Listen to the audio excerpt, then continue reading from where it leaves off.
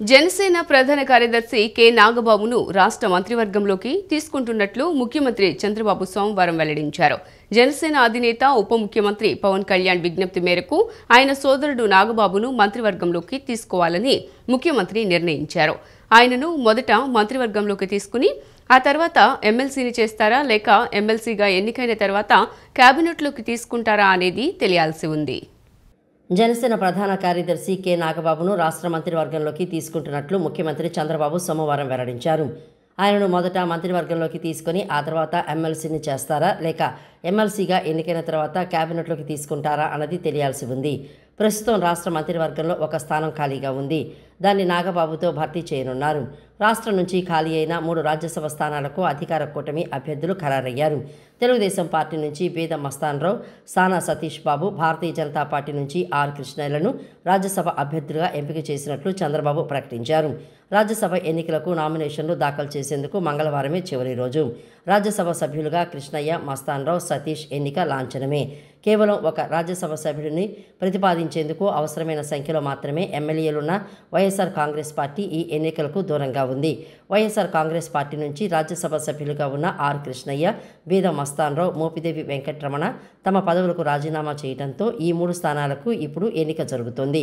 Are Krishnaiah Bharatiya Janata పార్టీలో, బీద మస్తాన్రావు, మోపిదేవి వెంకటరమణ తెలుగుదేశం పార్టీలో చేరారు.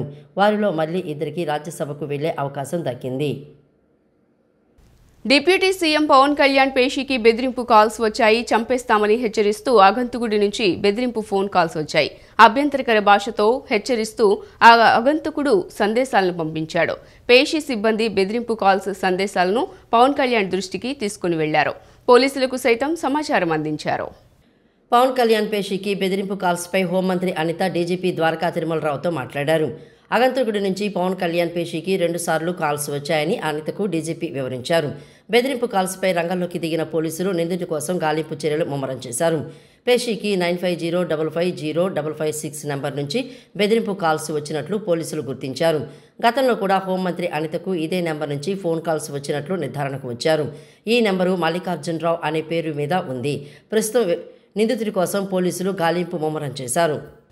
కాకినాడ పోర్టులో నిఘా పెరగటంతో అక్రమార్కులు 2 నెలలుగా విశాఖ పోర్టుపై దృష్టి సారించినట్లు తెలుస్తోందని మంత్రి నాదెండ్ల మనోహర్ అన్నారు. గత సెప్టెంబర్ వరకు 3 ఏళ్లలో కాకినాడ పోర్టు నుంచి 38 లక్షల టన్నులు, విశాఖ నుంచి 36,000 టన్నుల బియ్యం ఎగుమతి చేశారన్నారు. వాటి విలువ సుమారు 12,000 కోట్లు ఉంటుందని అంచనా అని పేర్కొన్నారు. గత 2 నెలల్లో ఒక్క విశాఖ నుంచే సుమారు 78,000 టన్నుల బియ్యాన్ని తరలించారన్నారు. విశాఖలోని షీలానగర్ వద్ద ఉన్న కంటైనర్ ఫ్రైట్ స్టేషన్లో సోమవారం సాయంత్రం పౌర సరఫరాల శాఖ మంత్రి నాదెండ్ల మనోహర్, సంయుక్త కలెక్టర్ మయూర్ అశోక్ ఆకస్మిక తనిఖీలు నిర్వహించారు. విశ్వసనీయ సమాచారం మేరకు ఈ తనిఖీలు చేపట్టగా 483 టన్నుల బియ్యం నిల్వలు బయటపడ్డాయి. సిబ్బందితో కలిసి మంత్రి కంటైనర్ లోపలికి వెళ్లి బస్తాల్లోని బియ్యం నమూనాలను సేకరించారు. అనంతరం నిపుణులు వాటిని పరీక్షించగా ప్రజా పంపిణీ వ్యవస్థ బియ్యమేనని తేలింది. దీంతో నిల్వలను స్వాధీనం చేసుకున్నారు. తనిఖీల అనంతరం మంత్రి మాట్లాడుతూ కాకినాడ పోర్టులో నిఘా పెరగడంతో అక్రమార్కులు 2 నెలలుగా విశాఖ పోర్టు వైపు దృష్టి సారించినట్లు తెలుస్తోందని మంత్రి నాదెండ్ల మనోహర్ అన్నారు. గత సెప్టెంబర్ వరకు 3 ఏళ్లలో కాకినాడ పోర్టు నుంచి 38 లక్షల టన్నులు, విశాఖ నుంచి 36,000 టన్నుల బియ్యం ఎగుమతి చేశారని తెలిపారు. వాటి విలువ సుమారు 12,000 కోట్లు ఉంటుందని అంచనా అని పేర్కొన్నారు. కేంద్ర రాష్ట్ర ప్రభుత్వాలు బియ్యం అక్రమ రవాణా ఆపేందుకు గట్టిగా ప్రయత్నిస్తున్నాయని, ఇటీవల విశాఖలో నిర్వహించిన ప్రాంతీయ సమావేశంలో సంయుక్త కలెక్టర్లను అప్రమత్తం చేశాం. పక్కా సమాచారంతో తనిఖీలు నిర్వహిస్తున్నాము. రేషన్ బియ్యం మాఫియాను అరికట్టేందుకు కృతనిశ్చయంతో ఉన్నాము. విశాఖలో స్వాధీనం చేసుకున్న నిల్వల వివరాలను సిఐడి అధికారులతో ఏర్పాటిన సిట్కు అందజేస్తామని ఆయన పేర్కొన్నారు. సంక్రాంతి నాటికి గుంతల రహిత రహదారులే లక్ష్యంగా రోడ్ల మరమ్మతులు వేగంగా చేపట్టాలని, ఇందులో నిర్లక్ష్యం చూపిస్తే చర్యలు తప్పవని ఆర్ఎండ్బీ మంత్రి బీసీ జనార్దన్ రెడ్డి అధికారులను హెచ్చరించారు. కొత్త సంవత్సరం నుంచి రోడ్ల విషయంలో ఎటువంటి విమర్శలకు తావు ఉండకూడదని తెలిపారు.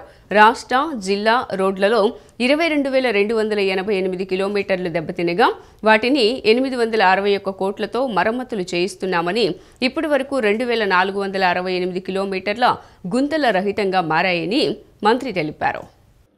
రోడ్ల మరమ్మతుల పనులపై ఆర్ఎండ్బీ మంత్రి బీసీ జనార్దన్ రెడ్డి సోమవారం ఈఎన్సీ కార్యాలయం నుంచి వీడియో కాన్ఫరెన్స్ నిర్వహించారు. మరమ్మతుల విషయంలో కొన్ని డివిజన్లు వెనుకబడి ఉండటంపై ఆయన ఆగ్రహం వ్యక్తం చేశారు. రోడ్లను గుంతల రహితంగా మార్చేందుకు ఇంకా నెల రోజులే గడువు ఉందని, ఆలోపు పనులన్నీ పూర్తి కావాలని ఆదేశించారు. రోజువారీగా పనుల ప్రగతిని తెలియజేయాలని సూచించారు. కొత్త సంవత్సరం నుంచి రోడ్ల విషయంలో ఎటువంటి విమర్శలకు తావుండకూడదని చెప్పారు. రాష్ట్ర, జిల్లా రోడ్లలో 22,288 కిలోమీటర్లు దెబ్బతినగా వీటిని 861 కోట్లతో మరమ్మతులు చేయిస్తున్నామని, ఇప్పటి వరకు 2,468 కిలోమీటర్ల గుంతల రహితంగా మారాయని మంత్రి తెలియజేశారు. కొత్త గృహ నిర్మాణ ప్రాజెక్టులు, లేఅవుట్ల రిజిస్ట్రేషన్లకు సంబంధించి రాష్ట్ర స్థిరాస్తి వ్యాపార ప్రాధికార సంస్థ వద్ద పెండింగ్లోని 85 దస్త్రాలను సోమవారం ఒకే రోజు పరిష్కరించారు. ఇక నుంచి వారానికి 2 రోజుల పాటు కమిటీ సమావేశమై పెండింగ్లోని మిగతా 500 దస్త్రాలను యుద్ధ ప్రాతిపదికన పరిష్కరించాలని పురపాలక, పట్టణాభివృద్ధి శాఖ మంత్రి నారాయణ అధికారులను ఆదేశించారు. కొత్త గృహ నిర్మాణ ప్రాజెక్టులు, లేఅవుట్ల రిజిస్ట్రేషన్లకు సంబంధించి రాష్ట్ర స్థిరాస్తి వ్యాపార ప్రాధికార సంస్థ వద్ద పెండింగ్లోని 85 దస్త్రాలను సోమవారం ఒకే రోజు పరిష్కరించారు. ఇక నుంచి వారానికి 2 రోజుల పాటు కమిటీ సమావేశమై పెండింగ్లోని మిగతా 500 దస్త్రాలను యుద్ధ ప్రాతిపదికన పరిష్కరించాలని పురపాలక, పట్టణాభివృద్ధి శాఖ మంత్రి నారాయణ అధికారులను ఆదేశించారు. కొత్త ప్రాజెక్టుల రిజిస్ట్రేషన్ల కోసం వ్యాపార సంస్థలు రెరాకు చేసే దరఖాస్తుల్లో అసంపూర్తి సమాచారం ఇస్తూ ఉండటంపై అధికారులు నోటీసులు ఇస్తున్నారు. అడిగిన సమాచారం తిరిగి రెరాకు సమర్పించడంలో జరుగుతున్న జాప్యం కారణంగా దస్త్రాలు పరిష్కారానికి నోచుకోవటం లేదు. వ్యాపార సంస్థల తరపున ఎక్కువ మంది లైసెన్స్డ్ సర్వేయర్లు దరఖాస్తులు చేస్తున్నారు. అసంపూర్తి వివరాలపై రెరా నుంచి సర్వేయర్లకు వెళ్తున్న సమాచారం వ్యాపార సంస్థల నిర్వహణలకు చేరడం లేదు. ఈ విషయంలో కొందరు సర్వేయర్లు నిర్లక్ష్యంగా వ్యవహరిస్తున్నట్లు మంత్రి నారాయణ దృష్టికి వచ్చింది. ఇక నుంచి ప్రాజెక్టు నిర్వాహకుల ఫోన్ నెంబర్లు తీసుకుని వారితోనే నేరుగా మాట్లాడాలని అధికారులకు సూచించారు. వారం రోజుల్లో పోలవరం ప్రాజెక్టును ముఖ్యమంత్రి చంద్రబాబు నాయుడు సందర్శించనున్నారని మంత్రి నిమ్మల రామానాయుడు తెలిపారు. ప్రాజెక్టు సందర్శన తర్వాత వర్క్ షెడ్యూల్ రిలీజ్ చేయనున్నారని తెలిపారు. గత 5 సంవత్సరాల పోలవరం విధ్వంసానికి నేడు చంద్రబాబు స్వస్తి పలికి పనులు పునఃప్రారంభించనున్నారని తెలిపారు. ముఖ్యమంత్రి చంద్రబాబు పోలవరం పర్యటన నేపథ్యంలో ఈఎన్సీ ప్రాజెక్టు అధికారులు, కాంట్రాక్ట్ ఏజెన్సీలతో మంత్రి నిమ్మల రామానాయుడు సమీక్ష నిర్వహించారు. జనవరి నుండి డయాఫ్రమ్ వాల్ పనులు మొదలుపెట్టేందుకు సన్నాహాలు జరుగుతున్నాయన్నారు. డయాఫ్రమ్ వాల్ నిర్మాణంతో పాటే సమాంతరంగా ఈసీఆర్ఎఫ్ పనులు జరుగుతాయని పేర్కొన్నారు. త్వరలోనే ఆర్ఎండ్ఆర్ భూసేకరణ పనులు కూడా పునఃప్రారంభించి వేగవంతం చేస్తామన్నారు. షెడ్యూల్ ప్రకారం 1 గంట కూడా వృధా కాకుండా పోలవరం ప్రాజెక్టు పూర్తి చేసేలా పక్కా షెడ్యూల్ రెడీ అవుతోందని తెలిపారు. గత 5 సంవత్సరాల పోలవరం విధ్వంసానికి నేడు చంద్రబాబు స్వస్తి పలికి పనులు పునఃప్రారంభించనున్నారని ఆయన తెలియజేశారు. ప్రధానమంత్రి సూర్యఘర్ ముఫ్త్ బిజ్లీ యోజన పథకం అమలుతో జిల్లాలోని ప్రతి ఇల్లు సూర్యఘర్ కావాలని, ఆర్థిక చేయూతతో పాటు పర్యావరణ పరిరక్షణకు కీలకమైన ఈ పథకం ప్రయోజనాలను ప్రజలకు వివరించాలని కలెక్టర్ డాక్టర్ జి లక్ష్మీశా అధికారులకు సూచించారు. పీఎం సూర్యఘర్ ద్వారా ఇంటి పైకప్పుపై రాయితీతో అతి తక్కువ ఖర్చుతో సోలార్ సిస్టమ్ను ఏర్పాటు చేసుకుని కరెంటు బిల్లుల భారాన్ని తగ్గించుకోవచ్చునని అన్నారు. వికసిత్ భారత్ 2047, స్వర్ణాంధ్ర విజన్ 2047 లక్ష్యాల సాధనకు పునరుత్పాదక ఇంధన వనరులను సమర్థవంతంగా ఉపయోగించుకోవటం ప్రధానమని తెలిపారు. కలెక్టర్ క్యాంపు కార్యాలయంలో కలెక్టర్ డాక్టర్ జి లక్ష్మీశా అధ్యక్షతన పీఎం సూర్యఘర్ ముఫ్త్ బిజ్లీ యోజన పథకం జిల్లా స్థాయి కమిటీ సమావేశం సోమవారం జరిగింది. ఇందులో ఏపీ, సిపి, డీసీఎల్, పంచాయతీరాజ్, గ్రామీణాభివృద్ధి శాఖల అధికారులతో పాటు వివిధ ఏజెన్సీల ప్రతినిధులతో చర్చించారు. ఈ సందర్భంగా కలెక్టర్ లక్ష్మీశా మాట్లాడుతూ వికసిత్ భారత్ 2047, స్వర్ణాంధ్ర విజన్ 2047 లక్ష్యాల సాధనకు పునరుత్పాదక ఇంధన వనరులను సమర్థవంతంగా వినియోగించుకోవడం ప్రధానమని, ఈ నేపథ్యంలో పీఎం సూర్యఘర్ రిజిస్ట్రేషన్లను వేగవంతం చేయాలని సూచించారు. 2 లక్షల విలువైన 3 కేడబ్ల్యూ సోలార్ ప్యానెల్ను 78,000 రాయితీతో ఇంటి పైకప్పుపై ఏర్పాటు చేసుకోవచ్చున్నారు. రాయితీ మినహా మిగిలిన 1,02,000 రూపాయలను తక్కువ వడ్డీతో బ్యాంకు రుణంగా పొందవచ్చున్నారు. వినియోగ అవసరాన్ని బట్టి 1 కేడబ్ల్యూ, 2 కేడబ్ల్యూ ప్యానెళ్లను కూడా ఏర్పాటు చేసుకోవచ్చున్నారు. తొలుత ఇతరులలో స్ఫూర్తి నింపేలా స్వయం సహాయక సంఘాల మహిళలు, గ్రామ, వార్డు సచివాలయాల ఉద్యోగులు, వివిధ శాఖల ఉద్యోగులు రిజిస్ట్రేషన్ చేసుకునేలా తోడ్పాటును అందించాలని పేర్కొన్నారు. ప్రత్యేక అవగాహన కార్యక్రమాలు, శిబిరాలు ఏర్పాటు చేయాలన్నారు. సొంత ఇల్లు ఉండి కరెంటు కనెక్షన్ ఉన్నవారెవరైనా pmsuryaghar.gov.in ద్వారా సులభంగా రిజిస్ట్రేషన్ చేయించుకోవచ్చన్నారు. ఈ నెల 14 నుంచి 20 వరకు జాతీయ ఇంధన పరిరక్షణ వారోత్సవాల నేపథ్యంలో పీఎం సూర్యఘర్పై ప్రత్యేక కార్యక్రమాలు నిర్వహించాలని కలెక్టర్ లక్ష్మీశా ఆదేశించారు. విజయవాడ నగరంలో రోజురోజుకు పెరుగుతున్న ట్రాఫిక్ కష్టాలను తీర్చేందుకు పోలీస్ కమిషనర్ ఎస్వి రాజశేఖర్ బాబు ప్రత్యేక చర్యలు చేపట్టారు. సోమవారం ఉదయం ఆయన నగరపాలక సంస్థ జాతీయ రహదారుల విభాగం పంచాయతీరాజ్ శాఖ అధికారులతో కలిసి నగర వ్యాప్తంగా పర్యటించారు. ట్రాఫిక్ కష్టాలు తీర్చేందుకు తీసుకోవాల్సిన చర్యల గురించి చర్చించారు. ఫ్రీ లెఫ్ట్ సౌకర్యం ఏర్పాటు చేయటం, అవసరమైన చోట డివైడర్ కటింగ్ చేయటం, ట్రాఫిక్ ఐలాండ్ల నిడివి తగ్గించడం వంటి చర్యలను పరిశీలించారు. నగరపాలక సంస్థ జాతీయ రహదారుల విభాగం పంచాయతీరాజ్ శాఖ అధికారులతో కలిసి పోలీస్ కమిషనర్ ఎస్వి రాజశేఖర్ బాబు నగర వ్యాప్తంగా పర్యటించారు. ట్రాఫిక్ కష్టాలు తీర్చేందుకు తీసుకోవాల్సిన చర్యల గురించి చర్చించారు. ఫ్రీ లెఫ్ట్ సౌకర్యం ఏర్పాటు చేయటం, అవసరమైన చోట డివైడర్ కటింగ్ చేయటం, ట్రాఫిక్ ఐలాండ్ల నిడివి తగ్గించడం వంటి చర్యలను పరిశీలించారు.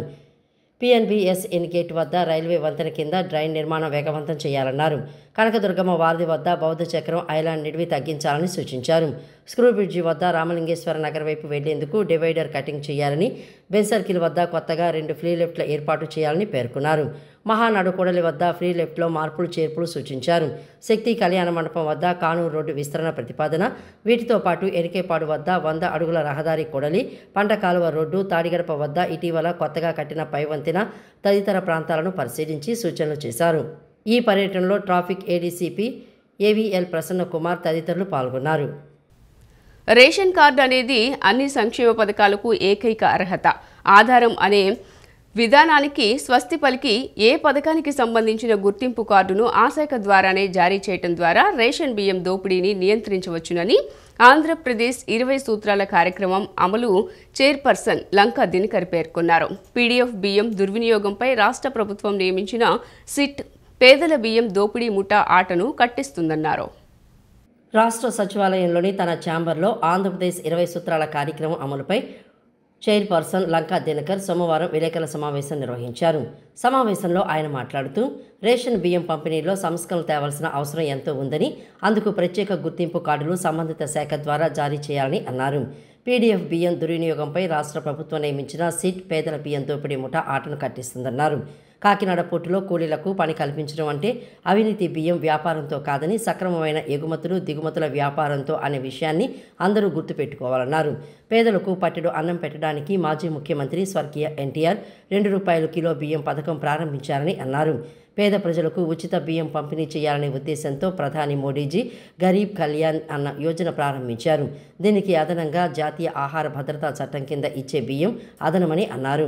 కరోనా సమయంలో కేంద్ర ప్రభుత్వం పేదలకు ఆకలి తీర్చాలని రెట్టింపు బియ్యం ఇస్తే ఆ బియ్యాన్ని విదేశాలకు మళ్లించడం ఎంతో క్రూరమైన చర్య అని పేర్కొన్నారు.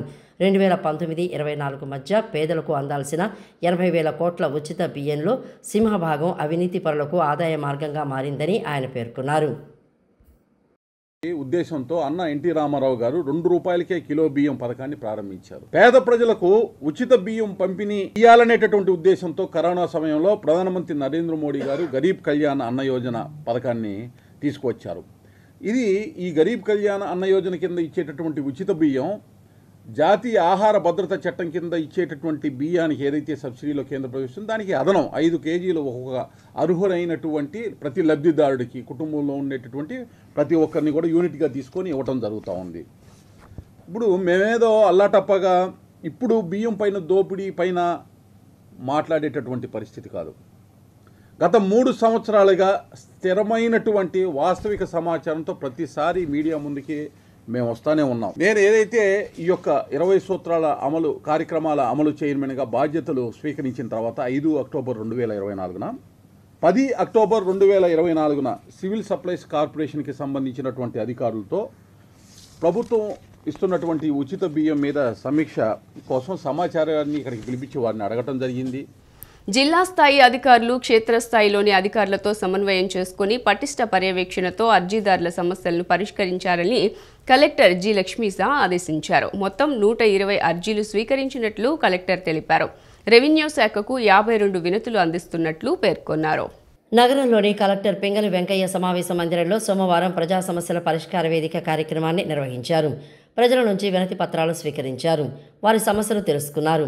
మొత్తం 120 అర్జీలు స్వీకరించినట్లు కలెక్టర్ తెలిపారు. రెవెన్యూ శాఖకు 52 వినతులు అందినట్లు తెలిపారు.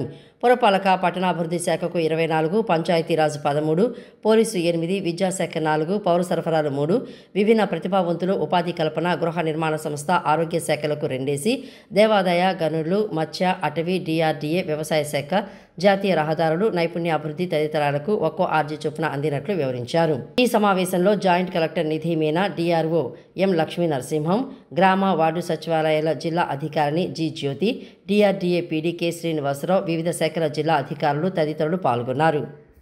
సిటీ న్యూస్ ఇంతటితో సమాప్తం. తిరిగి వార్తల్లో మళ్ళీ కలుద్దాం. అంతవరకు సెలవు. నమస్కారం.